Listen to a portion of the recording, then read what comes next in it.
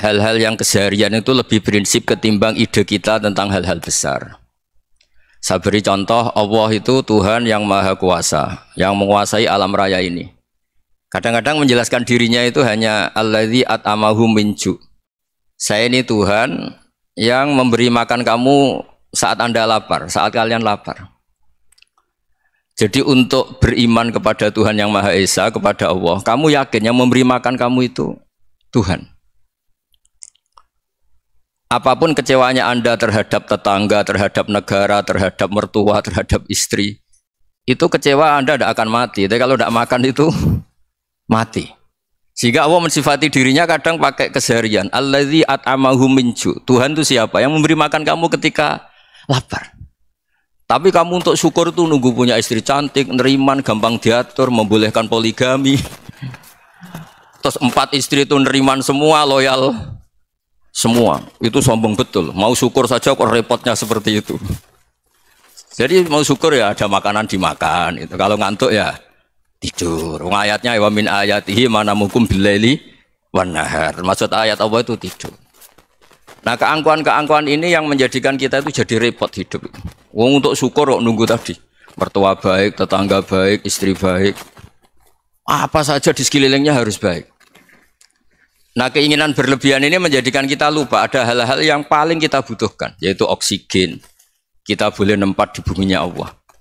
Alladzi ja'ala lakumul ardo firasya. Bumi kamu tempati enak. Coba kalau gempa. Apa artinya istri 4 cantik semua kalau pas digoyang apa? Gempa. Apa artinya kamu jabat? Entah apa saja jabatannya. Kalau bumi likuifaksi, habis kamu. Kiai meskipun dai kondang umatnya jutaan, kalau likuifaksi di panggung hancur. Tapi nikmat-nikmat yang disebut Allah seperti ini kita kaji keseharian. Alladzi ja'ala lakumul ardo mahda. Allah itu yang menjadikan bumi dalulan yang mudah diinjak. Famshu fi mana biya, silahkan pakai jalan-jalan. Jadi saya termasuk benar-benar kiai Jawa. Kalau kerennya kiai Nusantara atau kiai Indonesia lah. Diajari bapak saya Kiai Haji Nur Salim, diajari Mbah Maimun. Itu Islam itu keseharian.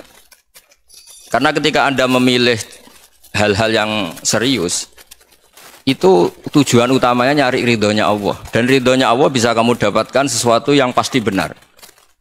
Misalnya dalam sebuah hadis Sahih Muslim disebutkan, Inna woha la yardo anil abdi idha akalal akla fayahmadahu alaiha aw yashroba syarba fayahmadahu alaiha. Itu redaksinya inna itu sesungguhnya, la yardo juga pakai lam taukid, juga maknanya sesungguhnya. Sungguh-sungguh Allah sangat ridho ketika seorang hamba itu makan ketika sesuap nasi dia muji Allah, ketika minum seteguk nasi dia muji Allah. Itu kalau orang diridhoni Allah itu wali betul. Itu untuk jadi wali itu gampang. Kamu makan ridho, kamu nginjak buminya Allah ridho seneng, kamu hidup keseharian aman seneng. Nah ini supaya sampean kita semua ngaji betapa panduan Rasulullah untuk menggapai ridho Allah itu banyak yang keseharian sekali. Saking kesehariannya banyak dalam hadis dan itu sahih. Nabi menyebut hal-hal yang keseharian. Hatta ma tas'alu fi fimra'atika. Kamu punya uang, kemudian istri kamu bisa makan, itu ibadah. Bahkan sebagian ibadah itu dicontohkan Nabi yang akhirnya diprotes sahabat. Yaitu wa fi buti ahadikum sedekah. Kamu menggauli istri kamu itu ya sedekah. Sampai sahabat bilang, yang benar ya Rasulullah. Ayati ahaduna syahwatahu wa huwa lahu ajrun. Masa urusan biologis, urusan syahwat kemudian dia dapat pahala. Nabi menjawab, alaih salawadu'aha fi haramin aka'ana alaihi wisrun. Bagaimana kalau dia meletakkan ke yang tidak benar, itu kan dosa. Nah, hal-hal seperti ini yang saya ingin teman-teman semua lah, semua. Saya juga agak ingin ngaji demi Anda juga agak ingin. Itu dosa sekali ngaji kok, pesanan kelompok tertentu itu gak boleh. Islam itu untuk semua, jadi ya cuma karena di depan saya jenengan ya seakan-akan jenengan korbannya. Itu ada ilmunya dalam usul fikih itu. Jadi orang itu harus ngaji usul fikih. Nama yang disebut, mungkin Mas Sufyan masih ingat zaman ngaji usul fikih. Nama yang disebut itu tidak jaminan sebagai prioritas perintah. Jadi misalnya gini, kebetulan yang di depan Nabi itu Abu Dzar. Nabi ya bilang, ya Abu Dzarin ini uhibbuka misalnya, atau ya Mu'ad ini muhibbuka, atau ya Abu Hurairah ini uhibbuka misalnya. Banyaklah riwayat yang Nabi nyebut ya Abu Dzarin, ya Mu'ad, ya Abu Hurairah. Kemudian misalnya Nabi meneruskan khitab, ini uhibbuka, saya mencintai kamu, fakul dubur sholatin, atau sebagian riwayat disebut falatadaan dubura kulli sholatin, Allahumma inni ala dzikrika wa syukrika wa husni ibadatik. Saya mencintai kamu, siapa saja, Mu'ad bisa, Budhar bisa, siapa. Saya mencintai kamu, mohon kalau habis sholat kamu jangan lupa wiridan Allahumma inni ala dzikrika wa syukrika wa husni ibadatik. Ya Allah, tolong kami permudah supaya mudah ingat engkau. Anda tidak bisa mentang-mentang, wong nama saya Parmin, nama saya Purnomo, itu yang diperintahkan Mu'ad misalnya. Jadi yang disebut satu, tapi khitab itu untuk siapa saja. Saya teruskan ya. Jadi saya mohon semua kita melakukan kebaikan itu, kalau dalam kaidah fikih disebut al yakin la yuzalu bisyak. Banyak kebaikan yang kebenarannya itu 100%, tidak punya efek samping ke pihak lain, ke kelompok lain, ke komunitas lain. Itu tadi misalnya Anda makan dan itu murah sekali, hanya butuh satu piring, setiap kunyahan kamu muji Allah, setiap minum kamu muji Allah. Itu redaksinya Rasulullah SAW disebut Allah sangat ridho ketika seorang hamba makan kemudian dia memuji Allah, atau minum kemudian dia muji Allah. Logikanya gampang, negara seperti ini yang kamu harapkan bentuknya kayak apa, mertua, ipar, komunitas, tetangga, itu nyata terjadi itu kan belum pasti. Sementara yang mesti terjadi adalah kamu butuh makan, kalau tidak mati. Butuh minum, kalau tidak mati. Butuh bumi yang nyaman ditempati, kalau tidak kita juga mati. Sebab itu Allah kalau menyebut nikmatnya itu hal-hal yang keseharian. Alladzi at'amahum min ju'. Allah itu siapa? Allah itu yang menciptakan kamu bisa makan. Tidak berlebihan. Allah itu yang menciptakan kondisi sosial itu ideal. Zaman Nabi itu ya ada orang munafik. Orang-orang pilihan Allah itu juga diuji orang sekelilingnya yang macam-macam. Semua diuji sesuai konteks zaman dan waktu. Nah, tapi ada ibadah-ibadah yang selalu disarankan Nabi. Sampai Nabi itu pernah ditanya, ayul Islam ya khairun ya Rasulullah, Islam terbaik itu gimana? Jawaban Nabi itu unik. It'amut to'am. Islam terbaik itu ya makan-makan, jangan santai-santai. Ketika Allah menyebut beberapa kebaikan, falak tahamal aqobah, wa ma adrokan apa?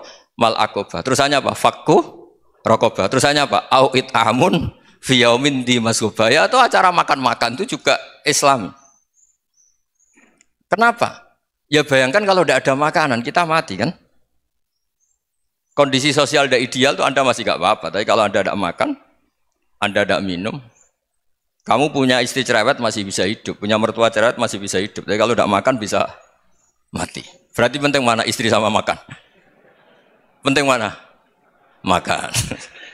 Semoga istri Anda dengar, nanti kamu disuruh makan tapi pulang deh. Itu kalau dibahasakan makan masih memahami. Penting mana nasi satu piring dengan istri. Nggak ada nasi mati, nggak ada istri belum mati. Penting mana? Gak berani jawab kan? Nah, ternyata Anda ada garang kan di depan istri. Jadi saya mohonlah, mungkin Mas Sufyan Sauri tadi yang bisa bantulah. Teman-teman tuh ngaji yang keseharian saja. Karena kita nyari ridha Allah itu berdasar firman Allah. Dan firman Allah itu menyebut keseharian tuh riang gampang. Yaitu tadi misalnya wa min ayatihi manamukum billaili wan nahar. Termasuk ayat-ayat Allah itu kamu tidur. Maka dulu itu ada guyonan, ada tokoh Mu'tazilah, kelompok dalam Islam yang berpikir manusia itu bisa menentukan ikhtiarnya sendiri. Karena saya bisa duduk, ingin berdiri, berdiri. Karena kelompok ini nggak terima kalau semua kehendak Allah, nanti bagaimana kalau semua kehendak Allah kok ada hisab, ya ada sanksi. Lucunya itu dia akhirnya, ini cerita ya, mencintai seorang perempuan, cantik sekali. Dan itu dia menjadi ahli sunnah itu oleh hal-hal yang sepele. Karena istrinya cantik, ya namanya suami istri itu hubungan intim. Terus ditanya, Mas, masih ingin lagi? Masih. Silahkan diulang lagi. Wah ya tidak bisa. Katanya manusia bisa menentukan yang diinginkan. Itu tobat itu. Itu nggak bisa ditobatkan Mas Sufyan Ats-Tsauri. Orang cantik yang mudah nobatkan orang itu orang cantik. Segampang itu. Akhirnya kita tahu, makanya kalau dalam kitab Hikam itu disebut al-aqil mayakul madza yaf'alu wa hubi wal ghafil mayakul madza af'al. Orang yang punya akal karena sadar ini wilayah Allah, semua milik Tuhan. Itu dia tiap hari berpikir, besok Allah akan melakukan apa terhadap dunia ini. Kamu merencanakan suatu mau plesir, ternyata gempa. Mau wisata ke Rusia, ternyata perang. Kamu tidak pernah tahu apa yang akan terjadi besok. Wa ma tadri nafsum madza taksibu ghadan. Tapi anda semua kita ini sering punya jadwal permanen. Makanya saya kalau diundang siapa saja, sanad takdir. Yang jelas Gus ini acara penting. Ya masih acara penting nak pangeran ngersakno apa piye? Kok ape dadi pangeran? Kamu kok mau jadi Tuhan? Itu kadang ya kiai gitu. Penting Gus acara ini jenengan harus memastikan bisa. Loh kamu itu yang ngajarin tauhid sesuatu itu biadillah kok bilang-bilang apa pasti. Kalau maksa terus tak tobatkan loh kamu kata saya itu. Ya kalau gitu Gus bilang insya Allah. Wah itu hati saya, fisik saya, roh saya sudah bilang insya Allah. Tidak usah kamu latih kata saya. Nah hal-hal tauhid keseharian itu gampang sebetulnya. Wal ghafil yaqulu madza af'al. Tapi orang yang lupa Allah dia setiap hari bilang besok apa? Kita bisa melakukan apa? Seakan-akan dia itu aktor, dia penting, dia subjek permanen, dia. Padahal kita ini hanya objek kehendak Allah Subhanahu wa taala. Karena kita yakin sesuatu yang terjadi di alam raya ini kita tidak bisa apa-apa. Makanya saya sering ngaji, sering bilang saya.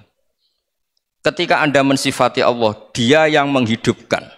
Sudah itu tanamkan, sehingga ketika kita mati, santai saja. Kenapa santai? Allah punya cara menghidupkan kita. Zaman kita hidup juga gak tahu caranya ngelola jantung, ngelola paru-paru. Kamu juga gak tahu ngelola oksigen yang tidak beracun, tidak ngandung polusi. Tahu-tahu hidup. Gak ingin tua ya tahu-tahu tua, gak ingin mati tahu-tahu mati. Selama ini kita hidup juga gak tahu apa sebetulnya. Hanya gaya tok, punya jadwal, punya planning. Kalau kamu bisa menentukan pilihan Anda, pasti Anda istrinya cantik, 4 neriman semua, kona'ah semua. Nyatanya enggak kan? Sudah 1 jelek, cerewet. Oh itu kan, nyatanya enggak bisa apa-apa Anda kan? Dan kamu bawa mati lagi. Itu kan, istri Anda juga gitu, punya keinginan, punya suami yang ganteng, yang jabat, yang neriman, yang enggak poligami. Ya enggak kesampaian juga. Kalau kita ngitung tingkat kegagalan kita itu gagal terus. Ya kan? Nah, terus ingat Allah, madza yaf'alu wa bi. Orang yang punya akal selalu berpikir Allah itu menghendaki apa terhadap saya. Loh sama-sama orang itu. Ngelihat orang yang serius, itu kata Anda itu pemikir berat, serius. Senang punya tokoh yang merengut karena kamu anggap serius. Tapi sebagian orang nganggap orang yang serius itu wong merengut, wong masam, wong muka kok ditekuk. Jadi sama itu hati ya muqallibal qulub tsabbit qalbi ala dini, karena kita enggak tahu cara berpikir kita tentang orang lain, tentang sekeliling kita. Misalnya kita orang baik yang jenis ngrumat fakir miskin. Ada orang bangun masjid mewah itu janggal. Apa artinya masjid mewah kalau banyak orang kelaparan? Tapi kalau yang jenis pendidikan apa artinya masjid mewah kalau enggak bisa ngaji? Nanti yang jenis infrastruktur apa artinya ini kalau semuanya punya sudut pandang yang berbeda-beda. Dan Islam mengapresiasi semua kebaikan. Tapi katakan semua kebaikan itu adalah kehendak Allah Subhanahu wa taala. Karena apapun baik Anda itu pakai fasilitas yang diberikan oleh Allah Subhanahu wa taala. Sehingga ini yang disebut qulillah tsumadarhum fi khawdihim yal'abun. Ya kembali tadi ke tema-tema bahwa keseharian Anda ini sudah Islami. Saat Anda tidak bisa melakukan apa saja. Saya sering ada jenazah, biasanya kalau tetangga meninggal saya sering disuruh ngelepas. Saya bilang orang ini baik karena sering ngelamun di rumah, sering nganggur di rumah. Ditanya sama anaknya, kenapa Gus nganggur baik? Ya kalau dia nganggur artinya juga agak berbuat sesuatu yang maksiat kan? Ya kan? Orang nganggur di rumahnya ya tidak bunuh orang, tidak maling, tidak korupsi. Ya namanya nganggur di rumah. Lah cuma istri cara pandang nganggur gak menghasilkan uang itu. Tapi juga gak menghasilkan kriminal kan? Jadi sebenarnya Islam itu makanya kalau sampai ngaji usul fikih itu ada kitab usul fikih namanya Lubul Usul, itu terkenal sekali di pesantren itu. Itu kalau ngapresiasi keseharian itu luar biasa. Izma min mubahin illa wa yatahaqqaqu bihi tarku haramimma. Karena keseharian yang mubah saat Anda lakukan itu ada kehebatan yang luar biasa, yaitu meninggalkan haram. Makanya dulu banyak orang-orang alim ketemu temannya itu guyon sampai semalaman. Itu biasanya yang semangat Islam itu kiai kok ndak tahajud, kiai kok ndak witir. Orang yang sedang mapan uangnya banyak, malam itu tidak kelayaban itu sudah luar biasa. Melawan nafsu supaya tidak maksiat itu sudah luar biasa. Supaya lupa guyon sama temannya semalaman sampai subuh. Gojlok-gojlokan ngenang zaman miskin, zaman kuliah nggak jelas, zaman apa. Melihatnya jangan tarkut tahajud. Seperti ini meninggalkan tahajud, tapi meninggalnya ini talkul muharramat. Jadi kayak apa hebatnya? Sehingga Imam Ghazali punya riwayat yang agak unik. Hatta takuna ibadatu akhiri hadil ummah iku an-naum. Sehingga suatu saat ibadah terbaik umat ini itu tidur. Itu kan riwayat kontroversi. Ketika Imam Ghazali ditanya, kenapa iya? Kenapa kamu mulai keluar dari rumah itu sudah banyak maksiat? Melihat perempuan yang enggak mahram, melihat fenomena. Tapi kalau kamu tidur itu enggak melihat apa-apa. Tapi juga kamu jangan nganggap tidur itu ibadah betul. Saatnya melakukan fardu ain malah masih tidur. Tapi itu sudut pandang yang menjadikan kita Islam itu gampang. Jadi saat Anda tidak bisa aktivitas apa-apa, misalnya ada beberapa orang yang lumpuh. Lumpuh itu memang nggak bisa Jumatan, nggak bisa ibadah, tapi dia juga nggak bisa maksiat.